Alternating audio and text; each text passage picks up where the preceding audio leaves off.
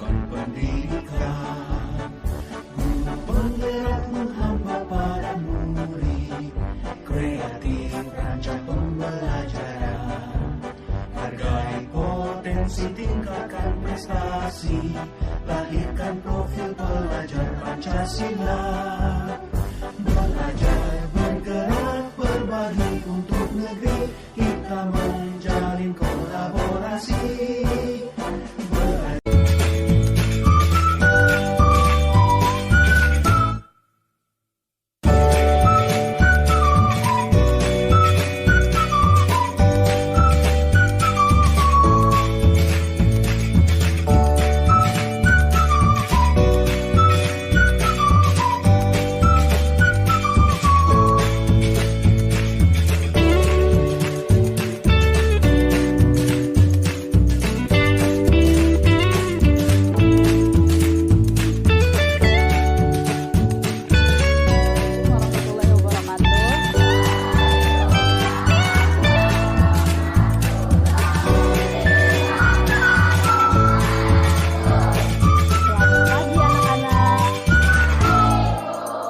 Bagaimana kabarnya hari ini?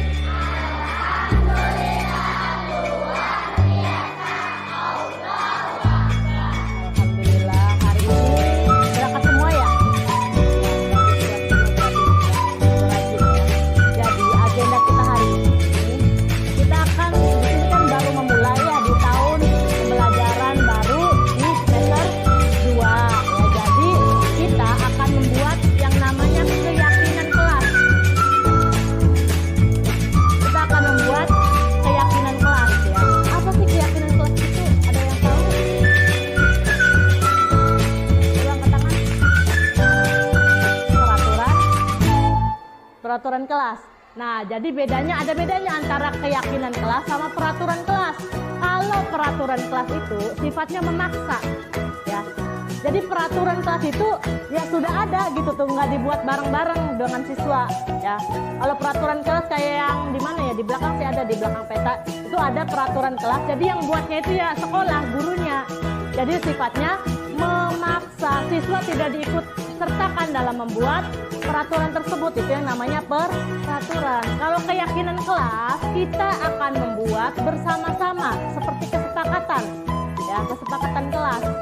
Kita akan membuat bersama-sama dan meyakininya. Jadi nilai-nilai kebajikan apa saja yang sudah kita yakini, yang ingin kita terapkan. Seperti itu ya, itu yang namanya keyakinan kelas. Tapi setelah kita buat, kita harus ya menjalankannya, jangan dilanggar gitu ya. Karena kita sudah membuat itu bersama-sama. Ya, paham? Paham. Ntar kalau sudah, kita kan sekarang buat mentahnya dulu ya. Kalian masing-masing boleh mencurahkan pendapatnya mengenai keyakinan kelas di dalam sticky note ini masing-masing. Ntar Ibu tempelkan di sini. Ntar Ibu apa yang namanya kelompokkan, kan pasti ada yang sama-sama ya. Misalkan menjaga kebersihan di sini, Ibu kelompokkan. Kemudian Ibu ketik ulang biar rapi, diketik di komputer, di print, kemudian ditempelkan dan ditandatangani oleh seluruh warga kelas. Maksudnya ditandatangani oleh Ibu dan ditandatangani oleh kalian semua. Seperti kayak kontrak tuh ditandatangani. Berarti kalian setuju dan akan melaksanakannya ya. Kemudian akan Ibu pajang di kelas yang terlihat. Di sini mungkin ya yang rada kosong. Ya, seperti itu ya, paham? Paham. Nah, sekarang sudah siap? Boleh nulisnya, boleh lebih satu deh, lebih dari satu boleh. Boleh? Maksimal 3 lah ya. Boleh ya. Biar lebih banyak juga ntar kita mengelompokinya. Nulisnya ntar bareng-bareng ya. Lupa di sini aja ya.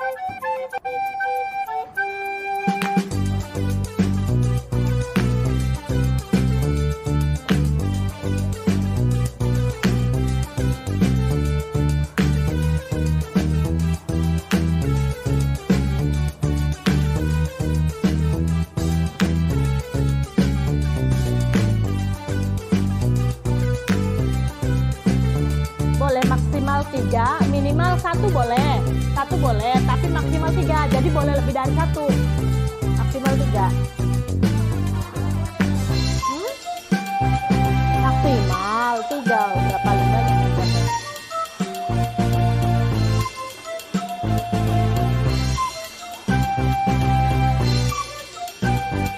Barangkali ntar di atas sampul nulisnya susah ya, boleh di dalamnya.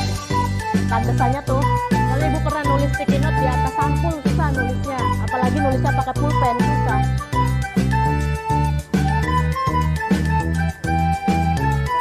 Iya bareng-bareng.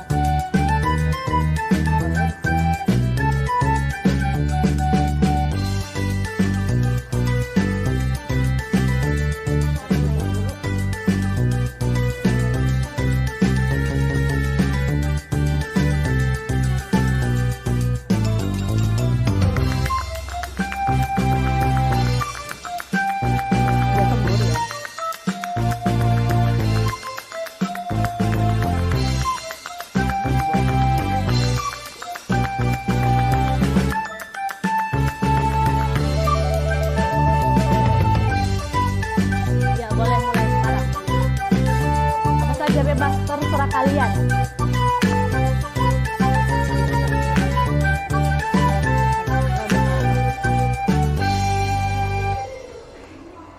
Nempelkan ya.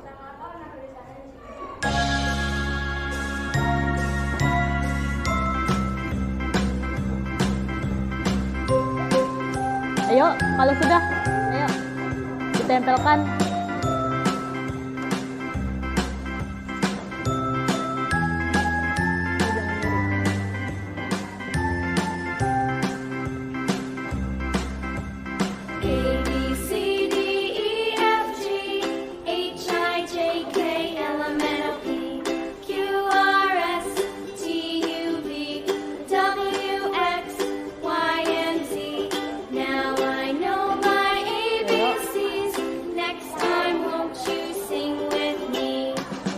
Ayo.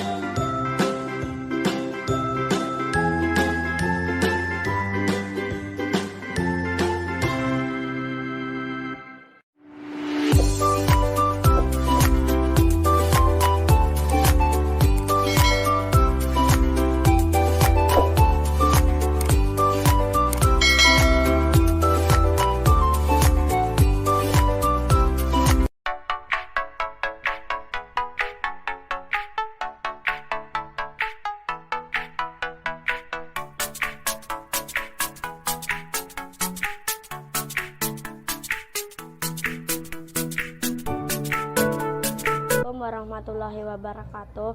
Nama saya Andi Ferdian. Perasaan saya setelah membuat keyakinan kelas bersama Ibu Novi, saya merasa senang karena bisa mencurahkan pendapat saya dalam membuat keyakinan kelas yang saya inginkan. Saya juga merasa ini hal yang menarik dan adil. bagi siswa karena siswa bisa membuat keyakinan kelas sendiri yang disepakati secara bersama-sama.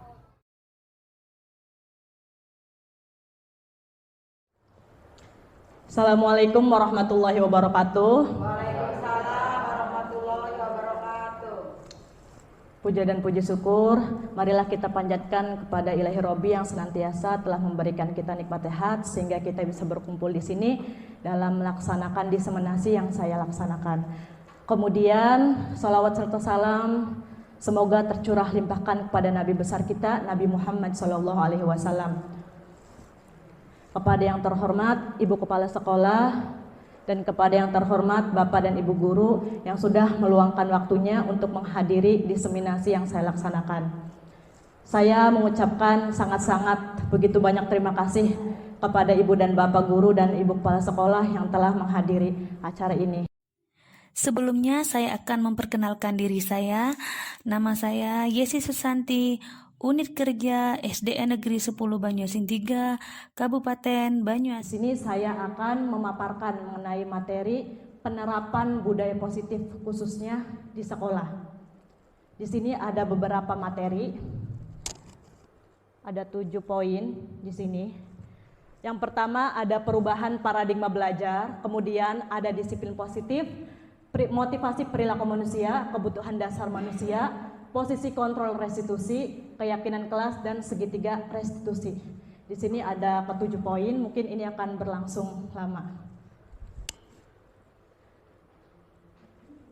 Yang pertama, mengenai pembelajaran dengan paradigma baru. Pembelajaran dengan paradigma baru di sini merupakan pembelajaran yang orientasinya itu pada penguatan kompetensi dan pengembangan karakter, jadi menguatkan skill dan karakternya, budi pekertinya yang sesuai dengan profil pelajar Pancasila atau yang kita kenal dengan P3.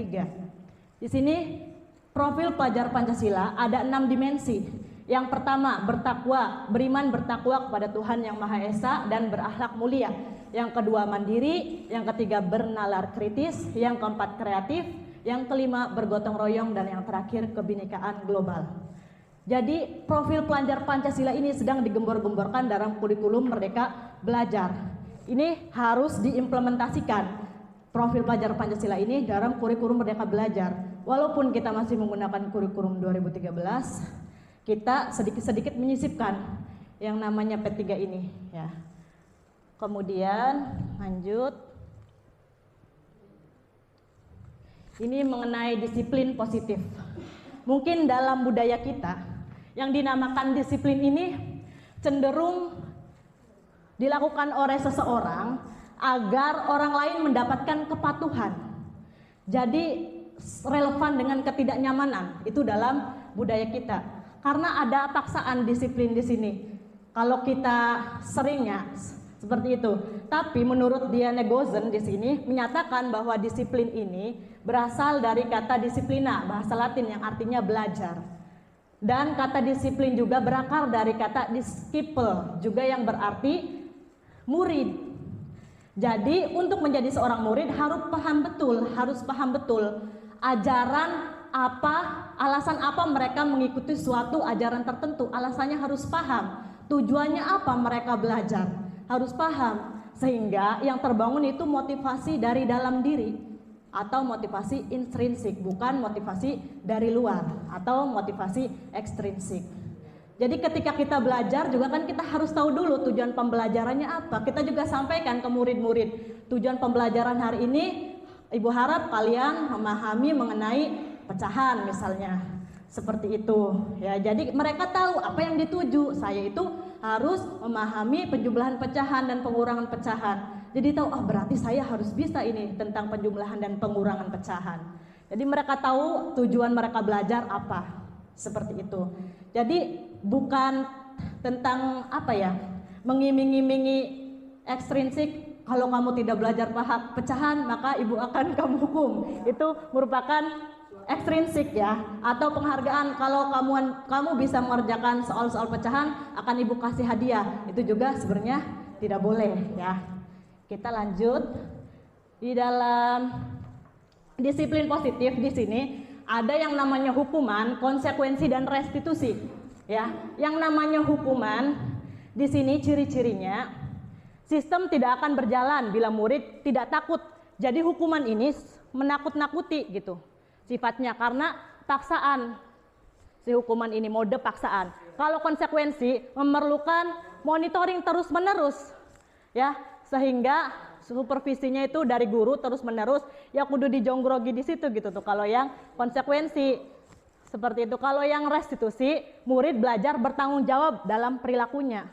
Ketika dia melakukan kesalahan, dia juga akan bertanggung jawab dengan perilakunya tersebut. Ketika hukuman, mendorong menyalahkan diri. Jadi ketika dihukum, anak itu merasa, aduh saya salah ya, seperti itu. Misalkan yang konsekuensi mendorong kepatuhan. Biasanya di konsekuensi ini sudah ada kesepakatan di awalnya, yang namanya kesepakatan kelas. Misalkan ketika kamu melanggar, terlambat ke sekolah, kamu harus misalkan menulis, saya tidak akan terlambat ke sekolah lagi sebanyak berapa 10 kali. Itu biasanya kan patuh karena sudah tahu ketika saya terlambat, hukumannya apa. Ya, seperti itu. Jadi mendorong kepatuhan. Dalam restitusi, mendorong disiplin positif. Yang tadi mendorong menimbulkan motivasi intrinsik, motivasi dari dalam diri. Kemudian hukuman. Hukuman itu anak belajar menyembunyikan kesalahan karena tadi takut dihukum, jadi ditanyain, apa kamu sudah mengerjakan PR? Misalkan, oh, sudah Bu, padahal belum.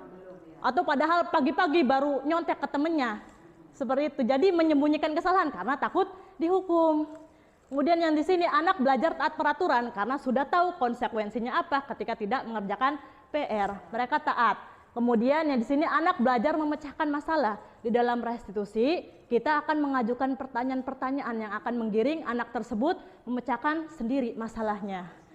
Kemudian hukuman. Hukuman ini peraturan, berupa peraturannya dibuat oleh guru. Jadi kita kan suka ada ya di setiap awal pembelajaran suka membuat yang namanya peraturan sekolah atau peraturan kelas. Itu biasanya dibuat oleh guru, kita pajang di kelas seperti itu.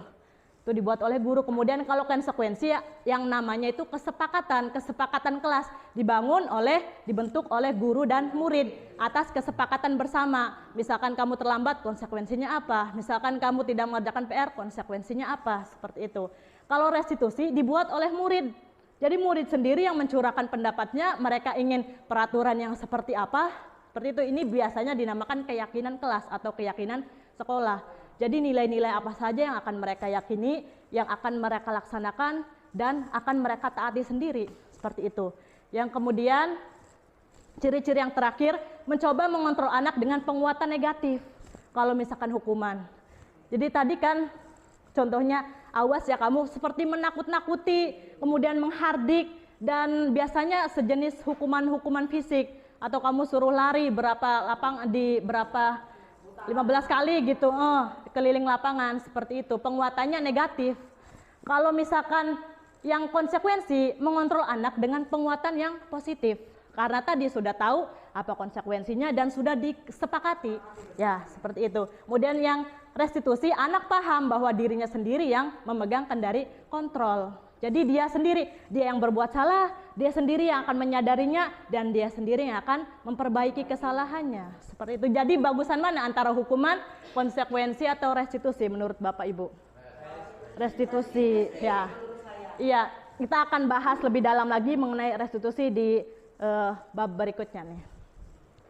Kemudian, nah kita beri contoh dulu. Misalkan di sini ada tindakan guru mencatat 100 kali di dalam buku kalimat saya tidak akan terlambat lagi karena terlambat ke sekolah, merupakan hukuman atau konsekuensi menurut Bapak Ibu? Apa? Hukuman atau konsekuensi?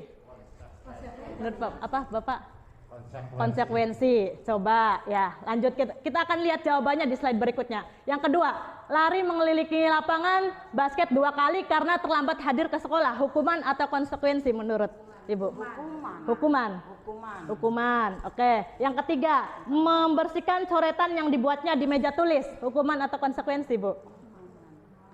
Hukuman atau konsekuensi? Konsekuensi. Kemudian murid diminta untuk push up 15 kali karena tidak menggunakan masker sekolah. Hukuman. Menggantikan kertas tugas teman yang telah dicoret-coret. Konsekuensi. Berjemur di lapangan basket pukul 12 siang karena mengobrol dengan teman. Hukuman. Murid diminta bertelanjang kaki sepanjang hari karena tidak menggunakan sepatu berwarna hitam sesuai dengan peraturan sekolah. Itu konsekuensi, karena sudah ditentukan ya. Konsekuensi. Coba. Nih, yang pertama iya benar konsekuensi, yang kedua hukuman, konsekuensi, hukuman, konsekuensi, hukuman. Ini hukuman. Kenapa ini disebut hukuman? Biasanya kalau hukuman itu berkaitan dengan hukuman yang fisik, secara fisik. Dan tidak ada kaitannya. Misalkan ini kan ada kaitannya antara terlambat sekolah dan menurut saya tidak akan terlambat lagi. Itu ada kaitannya. Yang ini lari 2 kali lapangan basket karena terlambat sekolah. Apakah ada relevannya gitu? Tidak ada kan? Kecuali di sini bahasanya karena terlambat masuk pelajaran PJOK. Nah, itu baru. Itu namanya konsekuensi karena lari itu termasuk pelajaran PJOK.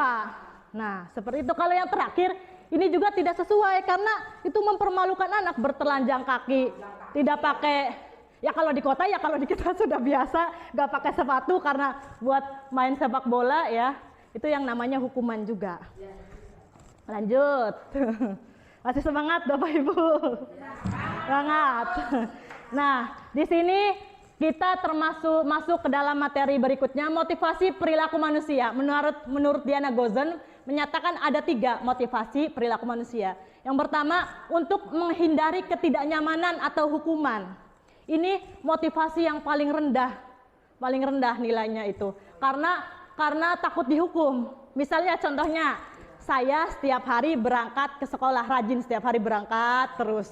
Kemudian saya tidak pernah terlambat ke sekolah, tapi saya niatnya karena takut dimarahin oleh ibu haji atau saya takut ditegur oleh kepala sekolah dan takut ditegur oleh dinas pendidikan. Nah, itu juga sudah merupakan motivasi dari luar. Rajinnya itu, disiplinnya itu, motivasinya takut dihukum. Itu motivasi yang paling rendah tingkatannya. Kemudian yang kedua, untuk mendapatkan imbalan atau penghargaan dari orang lain. Nah, di sini masih sama kasusnya tadi, saya berangkat ke sekolah rajin setiap hari, tidak pernah terlambat, tapi niat saya pengen dapat jadi guru terajin, misalkan ada ya guru yang disiplin seperti itu, atau kalau di swasta ada ya namanya penghargaan karyawan terbaik gitu setiap bulannya. Nah, di situ niatnya itu masih dari luar, motivasinya dari masih ekstrinsik, masih dari orang lain seperti itu. Kemudian yang ketiga, untuk menjadi orang yang mereka inginkan dan menghargai diri sendiri dengan nilai-nilai yang mereka percaya. Itu berarti di sini kita sudah menghargai nilai disiplin itu. Sudah menanamkan dalam diri kita yang namanya nilai disiplin, sehingga kita mempunyai prinsip ketika saya disiplin, murid saya juga akan ikut disiplin. Nah, seperti itu. Jadi yang paling bagus yang mana? Yang 1, 2, atau 3? Yang ketiga, karena sudah menghargai nilai disiplin itu sendiri dan menghargai diri sendiri, bisa berkomitmen seperti itu. Ya, kita lanjut. Nah, di sini tentang penghargaan. Ada Alfikon, di sini teori Alfikon ini menyebutkan bahwa saat kita berulang kali menjanjikan hadiah kepada anak-anak agar berperilaku bertanggung jawab, atau pada seorang murid agar mempelajari sesuatu yang baru, atau kepada seorang karyawan agar melakukan pekerjaan yang berkualitas, kita di situ sedang beranggapan, sedang berasumsi bahwa mereka tidak dapat melakukannya. Kita juga sedang beranggapan bahwa mereka tidak akan memilih untuk melakukannya. Jadi artinya di sini, misalkan saya juga ini sering ya memberikan penghargaan kepada murid-murid. Itu berarti kita itu di sini waktu awal misalkan saya sudah menjanjikan ini kelompok yang akan menang akan mendapatkan medali dan berupa hadiah misalkan. Jadi mereka tuh semangat belajar karena pengen dapat hadiah, dan kita itu sudah beranggapan kalau saya tidak kasih hadiah berarti mereka tidak akan melakukan seperti itu. Atau misalkan saya ingin memperbaiki keaktifan di kelas. Jadi kita sedang beranggapan ketika kita memberikan hadiah atau menjanjikan hadiah di awal sedang beranggapan berarti mereka tidak akan aktif gitu kalau misalkan saya tidak beri hadiah seperti itu. Iya. Seperti itu, masih motivasi ekstrinsik. Nah, di sini juga Alfikon dalam konferensinya mengemukakan baik penghargaan maupun hukuman adalah cara-cara mengontrol perilaku seseorang yang menghancurkan potensi untuk pembelajaran yang sesungguhnya. Ya, jadi hukuman dan penghargaan itu sebenarnya sama-sama mempunyai dampak yang negatif. Ya, menurut Alfikon, secara ideal tindakan belajar itu sendiri adalah penghargaan yang sesungguhnya. Jadi contohnya seperti ini, yang kerasa sekali itu di kelas 1 ya Bu Nani. Misalkan nih, mereka belajar baca tulis. Mereka dari awalnya bisa huruf, kemudian persuku kata dieja, kemudian per kata, per kalimat. Ketika mereka bisa membaca, pernah melihat ekspresi mereka, Ibu Nani, ketika mereka pertama kali bisa membaca bagaimana? Bahagia. Senyumnya itu sangat tulus. Senyumnya tulus, matanya berbinar-binar. Alhamdulillah saya bisa membaca. Jadi nah, dari proses itu juga merupakan penghargaan. Penghargaan bagi murid itu sendiri. Nah, seperti itu ya Bapak Ibu, kita lanjut. Nah, di sini Alfikon juga sudah mengadakan melakukan penelitian mengenai penghargaan. Hasilnya itu di sini, penghargaan itu efektif jika dalam jangka pendek.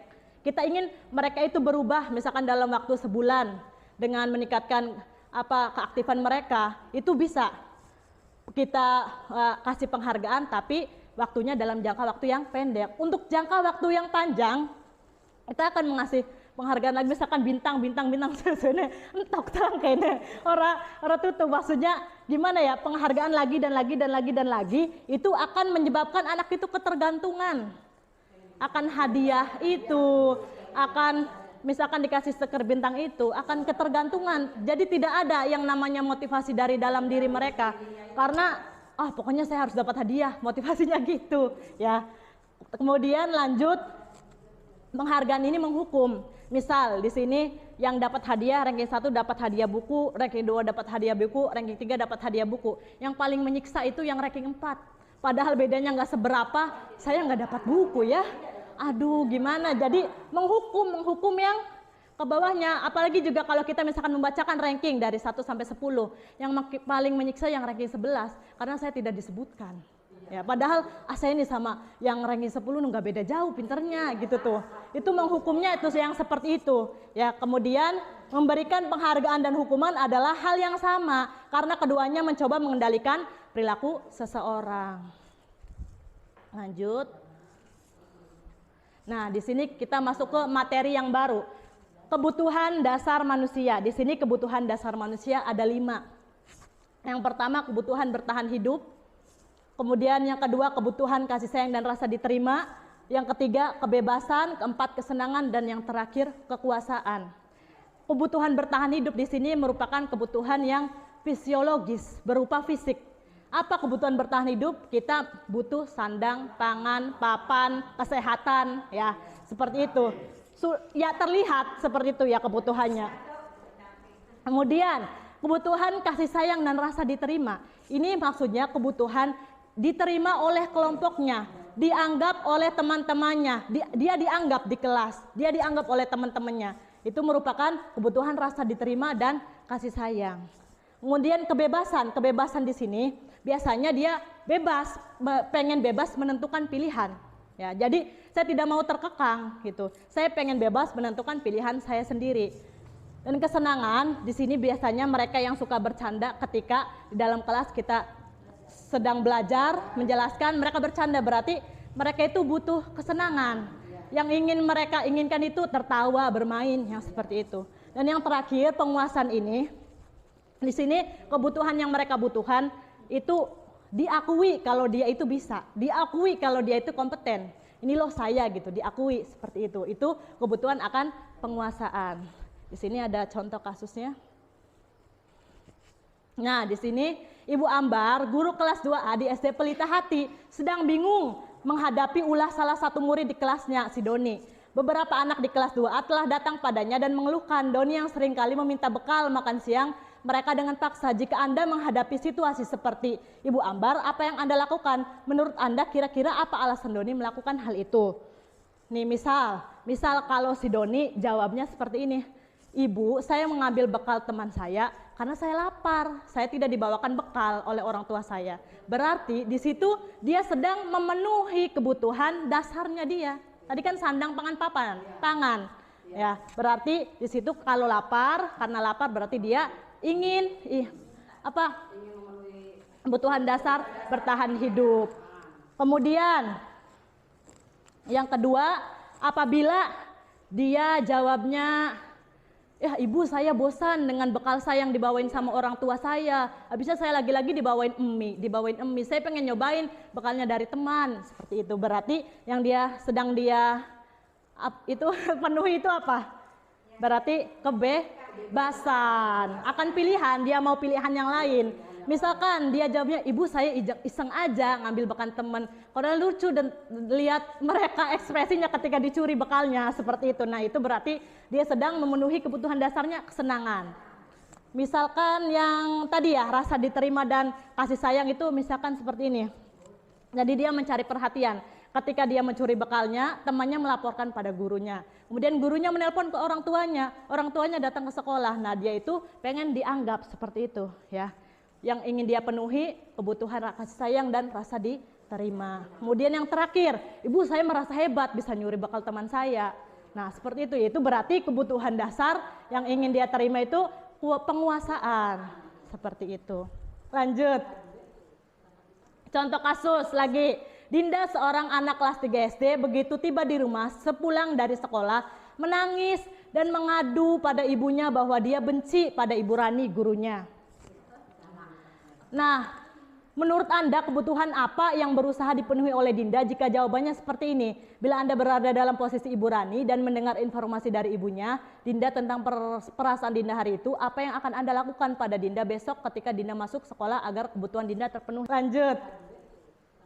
Contoh kasus lagi, Dinda seorang anak kelas 3 SD begitu tiba di rumah sepulang dari sekolah menangis seperti ini.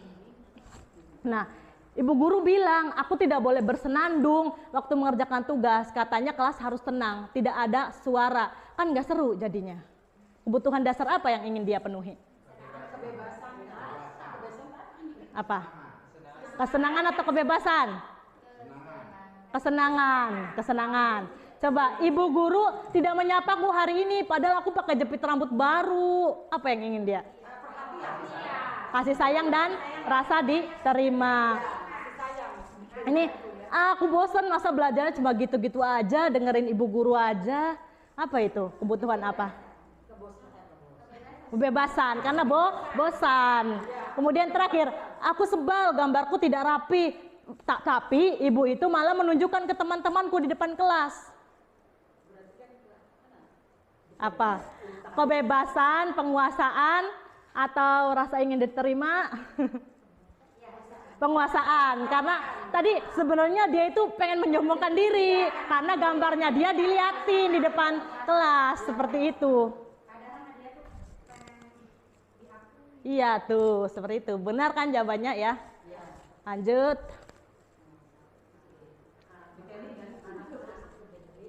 Kemudian di sini kita masuk yang materi baru lagi, posisi kontrol restitusi. Di sini kita sebagai guru ada 5 posisi kontrol yang biasa kita pegang. Yang pertama sebagai penghukum, yang kedua pembuat merasa bersalah, salah ketik.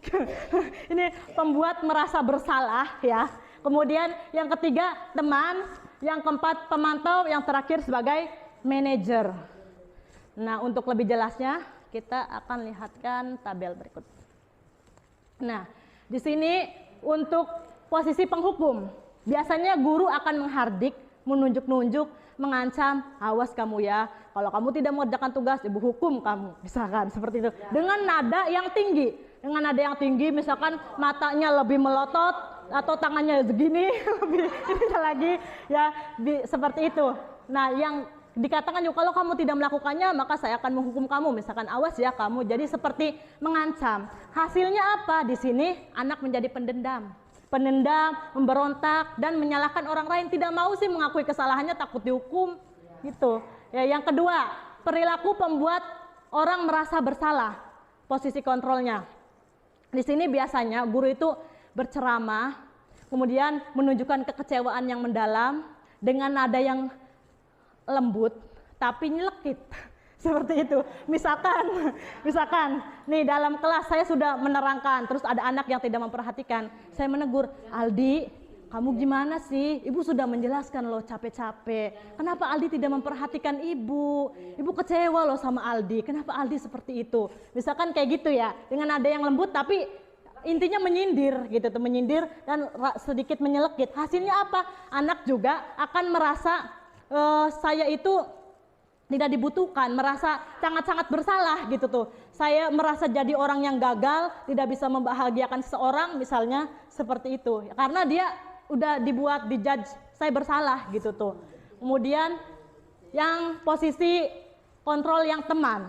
Teman ini di sini guru suka membuat alasan-alasan untuk muridnya. Maksudnya di sini karena posisi kontrol yang sebagai teman, jadi kayak guru dan murid itu akrab dengan bahasa-bahasa yang santai menegurnya. "Ayolah bantu ibu kerjakan tugasnya, nanti kalau kamu tidak mengerjakan tugas atau kamu tidak melaksanakan kebersihan, ntar ibu dimarahin sama kepala sekolah. Ayolah bantu ibu ya, lakukan ini demi ibu ya." Seperti itu, jadi akrab ke anak, tapi jadinya apa? Anak itu ketergantungan dengan kita, dengan guru lain belum tentu seperti itu. Kemudian kalau kita ambil posisi kontrol yang pemantau. Pemantau ini di sini kita sebagai pengawas. Yang lebih datar posisinya ketika menegur, kemudian kita suka menghitung apa hukumannya, mengukur apa hukumannya. Misalkan dia dengan ya datar saja, tidak ada mimik muka yang bagaimana, apa peraturannya, apa konsekuensinya. Misalkan yang seperti itu ya. Apa yang telah kamu lakukan. Jadi nada datar seperti itu. Hasilnya bagaimana? Murid mungkin akan menyesuaikan apabila diawasi. Kalau tidak diawasi ya tidak tahu mereka akan berbuat apa. Lanjut, yang manajer, posisi kontrol yang manajer. Ini tadi keempat posisi kontrol yang penghukum, pembuat orang merasa bersalah. Teman, pemantau akan menimbulkan motivasi eksternal. Akan menimbulkan motivasi dari luar gitu. Karena kan nggak dari dalam motivasinya, karena ada sesuatu. Nah, di sini kalau dari yang memegang posisi manajer, di sini guru akan mengajukan pertanyaan-pertanyaan yang menggiring siswa untuk memecahkan sendiri masalahnya. Ya, di sini misalkan guru akan berkata, apa yang kita yakini?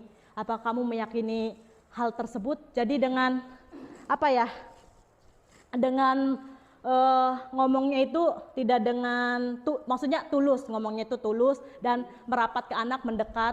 Coba apa masih ingat tidak keyakinan kelas yang sudah kita sepakati? Apakah kamu meyakininya seperti itu? Jadi dengan tulus seperti itu dan menggiring pertanyaan-pertanyaan sehingga anak sendiri yang akan menemukan solusinya. Hasilnya apa? Maka akan menguatkan karakter murid tersebut ya. Lanjut. Nah, di sini ada kalimat-kalimat ya, kira-kira siapa yang bakal menjawab? Siapa yang mengatakannya dari kalimat-kalimat ini maksudnya? Misalkan pernyataan "saya kecewa sekali dengan kamu". Siapa yang mengatakan di antara kelima posisi kontrol yang tadi? "Saya kecewa sekali loh sama kamu". Masih ingat tidak tadi apa saja? Nih, penghukum, membuat orang merasa bersalah, teman, pemantau, dan manajer. Coba, "Saya kecewa sekali dengan kamu". Apa? Membuat orang merasa bersalah karena dia kecewa ya, mengungkapkan kekecewaannya. Kemudian yang kedua, "Kamu tidak pernah benar ya melakukannya". Apa nih? Menghukum atau penghukum? Ya, benar. "Ayolah lakukan demi saya, ayolah lakukan demi ibu ya". Teman, bagus. Udah paham, pinter-pinter banget nih. Bagaimana kamu bisa menyelesaikan masalah ini? Manajer, ya bagus. Kamu selalu yang paling terakhir. Kamu selalu paling yang terakhir. Penghukum. Penghukum ya. Kamu tidak akan mendapatkan bintang bila tidak menyelesaikan tugas ini. Apa? Penghukum, pemantau. Kamu tidak akan mendapatkan bintang ketika tidak menyelesaikan tugas ini. Penghukum. Perasaan kalau penghukum ada fisiknya. Pemantau, ya pemantau. Kan tadi sudah tahu konsekuensinya apa gitu tuh.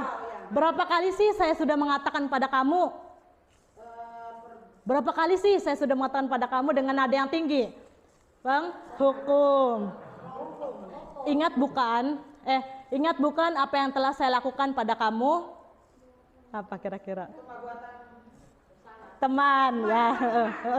Kita tidak akan pernah, kamu tidak akan pernah berhasil dalam kehidupan ini. Sudah menjudge seperti ini. Apa nih? Penghukum? Penghukum mungkin ya. Apa rencanamu untuk menyelesaikan ini? Manajer, iya. Agus, masih fokus. Lanjut. Keyakinan kelas. Ini sudah masuk materi yang baru. Pembentukan keyakinan kelas. Yang pertama, ciri-cirinya keyakinan kelas berupa pernyataan-pernyataan yang universal atau pernyataan yang spesifik. Bukan pernyataan yang spesifik. Jadi pernyataannya itu universal. Ya. Jadi seperti ini. Misalkan anak itu mencurahkan pendapatnya seperti ini ya, nulisnya tidak boleh membuang sampah sembarangan. Nah, itu kan bukan pernyataan yang itu kan pernyataan yang spesifik. Kalau misalkan kita ganti dengan pernyataan universal, menjaga kebersihan lingkungan kelas dan sekolah, seperti itu. Jadi pernyataan yang kompleks gitu, umum, tidak hanya sampah saja, seperti itu. Kemudian yang kedua, pernyataan keyakinan kelas senantiasa dibuat dalam bentuk positif. Nah, kayak tadi juga, jadi di keyakinan kelas ini tidak ada kata jangan atau tidak ada kata tidak boleh. Misalkan tadi anak mencurahkan pendapatnya, tidak boleh berkata kasar atau tidak boleh membuli teman. Ketika dibentuk dalam keyakinan kelas, kita rubah konotasi katanya itu menjadi kata yang positif.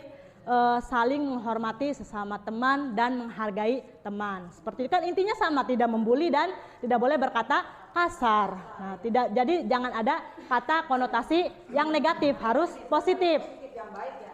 Ya, yang ketiga, keyakinan kelas hendaknya tidak terlalu banyak sehingga mudah diingat oleh semua warga kelas. Jadi mereka ingat peraturannya, apa keyakinannya apa saja, seperti itu. Yang keempat, keyakinan kelas sebaiknya sesuatu yang dapat diterapkan di lingkungan tersebut. Jadi harus kontekstual, sesuai dengan lingkungan yang ada di sekolah kita, yang ada di kelas kita, ya.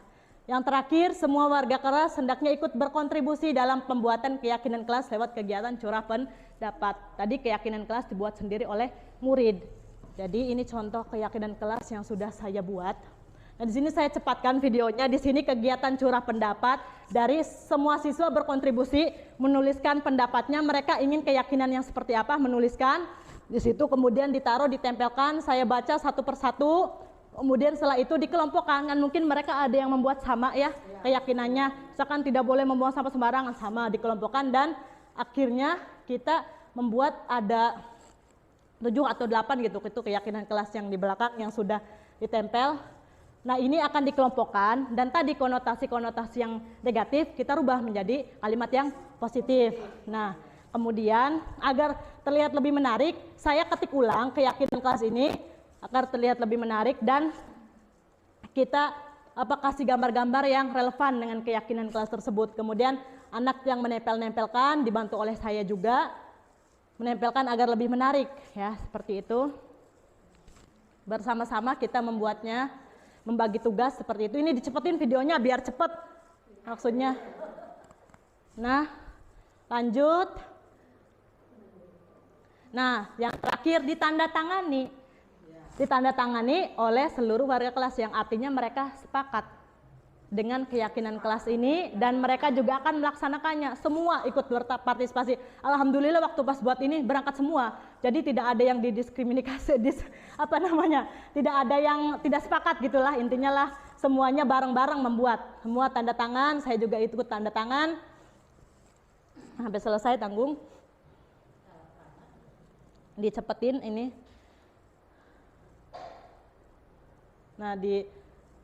Nah, kemudian keyakinan kelas itu akan dilekatkan di dalam kelas, ditempelkan di dalam kelas, ya, dengan letaknya yang terbaca oleh semuanya. Tadinya saya tuh pengen di sini ya nempelinnya. Iya, tapi tidak menempel, Bu. Di sini kan lembab ya. Tuh tidak menempel, jadi tuh bakal jatuh-jatuh terus gitu tuh. Jadi ya udahlah saya taruh di belakang di mading yang bakal nempel gitu tuh. Ya di situ juga sama kan terbaca gitu tuh. Yang bisa dibaca oleh seluruh warga kelas. Seperti itu keyakinan kelas. Kita lanjut ke ini materi yang terakhir. Restitusi. Tadi yang masih bertanya-tanya apa sih restitusi? Restitusi itu proses menciptakan kondisi bagi murid untuk memperbaiki kesalahan mereka sehingga mereka bisa kembali pada kelompok mereka dengan karakter yang lebih kuat. Ya. Jadi lebih jelasnya di sini ada ciri-cirinya. Nah, ciri-ciri restitusi yang pertama, restitusi bukan untuk menebus kesalahan namun untuk belajar dari kesalahan. Jadi kalau hukuman kan ada hukumannya, ditebus si pelanggaran tersebut dengan hukuman. Kalau ini tidak ada, untuk belajar dari kesalahan. Jadi mereka belajar, kesalahannya itu apa, belajar dari kesalahan tersebut dan tidak mengulanginya kembali. Kemudian yang kedua, restitusi memperbaiki hubungan. Misalkan masalahnya bertengkar cak gulat, dipanggil misalkan sama saya. Diajukan pertanyaan-pertanyaan yang menggiring mereka akan saling bermaafan. Kemudian setelah bermaafan, setelah cak-cak tadi, mereka akan lebih kuat lagi gitu ikatannya. Karena mereka merasa bersalah, sama-sama merasa bersalah dan meminta maaf, seperti itu. Restitusi adalah tawaran, bukan paksaan. Jadi ketika saya menggiring mereka mengajukan pertanyaan-pertanyaan, saya tidak memaksa mereka. Saya misalkan di sini memberikan tawaran, apa yang kamu inginkan? Apa yang ingin kamu lakukan untuk memperbaiki kesalahan ini? Jadi menawarkan, tidak memaksa. Kemudian lanjut, restitusi fokus pada karakter bukan tindakan. Jadi si guru tidak akan membahas tindakan salah yang tadi. Dia akan membahas karakternya. Apa sih karakter yang akan dia perbaiki setelah melakukan pelanggaran yang tadi? Restitusi akan menguatkan kembali karakter. Kemudian restitusi fokus pada solusi. Jadi tidak fokus pada kesalahan yang tadi, akan fokus pada solusi yang akan dicari. Seperti itu. Di sini ada tahapannya restitusi itu yang dinamakan segitiga restitusi. Segitiga restitusi itu ada 3 tahap. Yang pertama menstabilkan identitas, yang kedua validasi tindakan yang salah, dan yang terakhir menanyakan keyakinan. Pada saat tahap pertama menstabilkan identitas, yang kita katakan misalkan anak berbuat salah ya, yang akan kita katakan tidak apa-apa, berbuat salah itu wajar, itu manusiawi. Jadi ngeneng-ngeneng bahasa sininya ya. Jadi kalau berbuat salah, anak itu jangan langsung kamu salah ini, jangan langsung dicocok, malah harus dieneng-eneng dulu, dieneng-eneng dulu. Jadi tuh, iya setiap orang pasti melakukan kesalahan, wajar, tidak apa-apa. Kesalahan itu, berbuat salah itu manusiawi, ya seperti itu. Kamu bukan satu-satunya orang yang pernah melakukan ini, seperti itu. Tidak apa-apa, seperti itu ya. Yang kedua, setelah dieneng-eneng, kemudian masuk ke validasi tindakan yang salah. Apa yang akan kita ucapkan? Misalkan di sini, kamu pasti punya alasan mengapa melakukan seperti itu. Ya, mungkin kamu bisa melakukan yang lebih buruk dari ini ya. Misalkan tadi bertengkar dengan teman. Adakah cara yang lebih efektif untuk mendapatkan apa yang kamu butuhkan, seperti itu ya. Untuk yang terakhir, menanyakan keyakinan. Kita masuk ke, coba masih ingat tidak keyakinan kelas apa yang sudah kita sepakati ya. Ditanyakan seperti itu. Kemudian kamu ingin jadi orang yang seperti apa, seperti itu ya. Jadi menanyakannya itu dengan lembut, dengan pertanyaan-pertanyaan yang menggiring dia akhirnya menyadari kesalahan dia. Akhirnya dia membuat solusi, ya berarti besok saya tidak akan melakukan seperti itu lagi Pak, seperti itu Bu. Ya, lanjut kita ke praktek restitusinya. Di sini ada kasus anak-anak sedang bermain bola ya.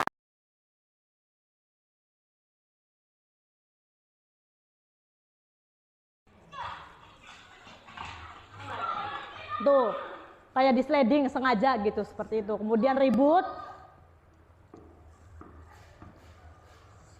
Sudah. Ayo ikut ibu ke dalam kelas. Nah, kemudian di sini proses praktek segitiga restitusi yang tadi.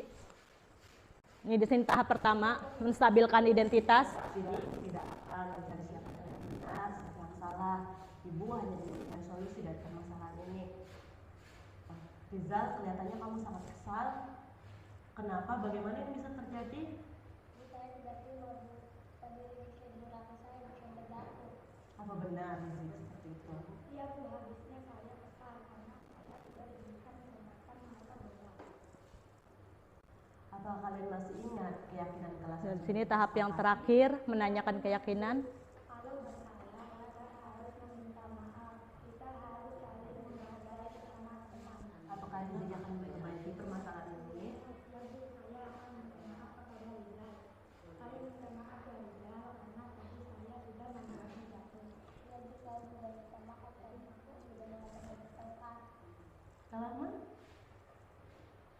Bagus, kalian berdua sudah saling memaafkan dan berteman lagi. Kalian boleh keluar untuk bermain lagi, tapi jangan diulangi lagi ya. Ya, seperti itu contohnya. Ada lagi kasus yang kedua, terlambat ke sekolah.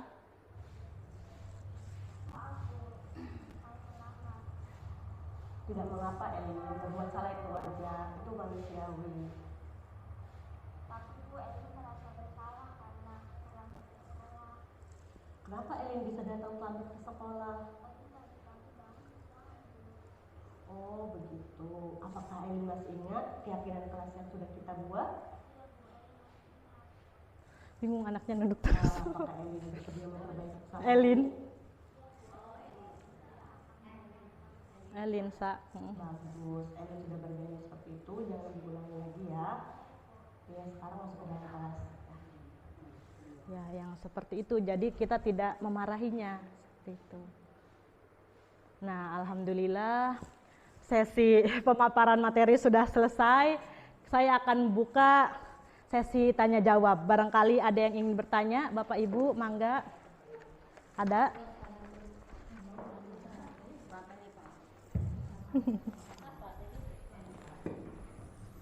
Itu punya saya tak? Saya mau bertanya Bu, Ya, mangga Pak, Bapak mangga. jadi banyak hal yang sudah Ibu paparkan. Ya. Saya ucapkan terima kasih karena banyak pengetahuan baru yang saya terima. Tapi ada sedikit hal yang belum saya pahami, yaitu mengenai profil pelajar Pancasila yang berkebinekaan global. Apa itu maksudnya? Coba boleh dijelaskan. Iya, terima kasih Bapak atas pertanyaannya. Langsung dijawab atau ke pertanyaan lain? Langsung saja ya, biar tidak lupa ya. Berarti itu yang slide pertama tuh ya. Ntar saya buka lagi slide-nya.